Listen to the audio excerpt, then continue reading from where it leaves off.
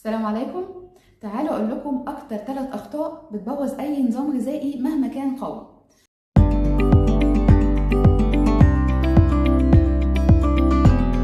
اول حاجه قله شرب الميه. الميه هي العامل الاساسي المحفز للحرق في الجسم، اللي هي بتزود الحرق عندي، وبالتالي نقص الميه بيقلل الحرق وبيديني نتيجه عكسيه للنظام بتاعي. رقم 2 اضطراب مواعيد النوم، ان انا انام بفترات مش مناسبه، زي ان انا انام الصبح اسهر طول الليل وانام الصبح، او ان انا مواعيد نومي تبقى اقل من 6 ساعات. الحاجتين دول بيقللوا الحرق وبيأثروا بشكل عكسي على النظام.